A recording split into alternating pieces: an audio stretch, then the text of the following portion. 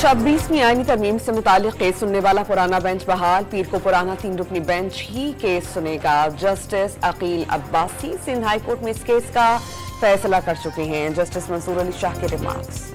Peshawar high court ने वज़ीर आला खैबर पख्तूनख्वा की हिफाजती जमानत में 3 हफ्ते तक की तौसी कर दी है। हुकूमत से मुज़ाकरात के बाइस अली अमीन गंडापुर अदालत में पेश नहीं हुए। तोशाखाना 2 केस में बानी पीटीआई और बुशरा बीबी की बरियत की दरख्वास्तों पर समाअत। इस्लामाबाद हाई कोर्ट का दरख्वास्त गुजार के वकला को एतराज़ात दूर करने की हिदायत। 15 माह तक फलस्तीनियों की नस्ल कुशी के बाद हमास और इसराइल में जंगबंदी का मुआहिदा तय पा गया। हमास 35 इसराइली कैदियों और इसराइल सैकड़ों फलस्तीनियों को रिहा करेगा। रोजाना 600 इमदादी ट्रक्स गजा में दाखिल हो सकेंगे। इसराइली फौज जुज़वी तौर पर निकल जाएगी। कतरी वज़ीर आज़म का ऐलान। जंगबंदी मुआहिदे के बाद नया दौर शुरू होगा। अहले गजा ने सब्र किया और तकालीफ बर्दाश्त की। अजीम और मुकद्दस लड़ाई में शरीक होने वालों को सलाम।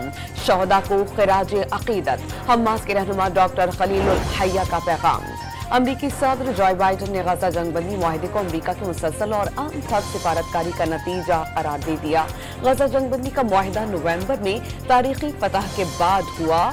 दुनिया को पैगाम दे दिया कि मेरी इंतजामिया अमन की पैरवी करेगी। नौ मुंतखब अमरीकी सदर डोनाल्ड ट्रंप का दावा। हुकूमत ने पेट्रोल 3 रुपए 47 पैसे फी लीटर महंगा कर दिया। नई कीमत 256 रुपए 13 पैसे फी लीटर मुकर्रर। हाई स्पीड डीजल के नर्ख 2 रुपए 61 पैसे बढ़ा दिए गए। नई कीमत 260 रुपए 95 पैसे मुकर्रर।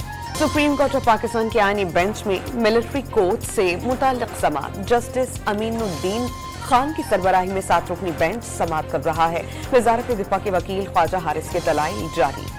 हुकूमत और पीटीआई के दरमियान मुज़ाकरात का तीसरा दौर आज होगा। फरीक़ैन ने तैयारियां मुकम्मल कर ली। पीटीआई की जानिब से तहरीरी मुतालबात मिलने पर क़यादत से मुशावरत के बाद फैसला किया जाएगा। लीगी सेनेटर इरफान सिद्दीकी का मौक़िफ़। संजीदगी और नेक नीयती से मुतालबात का जायजा लिया तो जल्द खुशखबरी मिलेगी। बैरिस्टर गौहर पर उम्मीद। हॉलीवुड अदाकार सैफ अली खान चाकू के वार से जख्मी।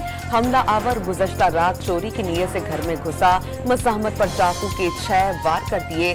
सैफ अली खान की रीढ़ के करीब जख्म आए हैं। अस्पताल में सर्जरी जारी। पाकिस्तान और वेस्ट इंडीज के दरमियान पहला टेस्ट कल मुल्तान में खेला जाएगा। दोनों टीम्स की भरपूर प्रैक्टिस।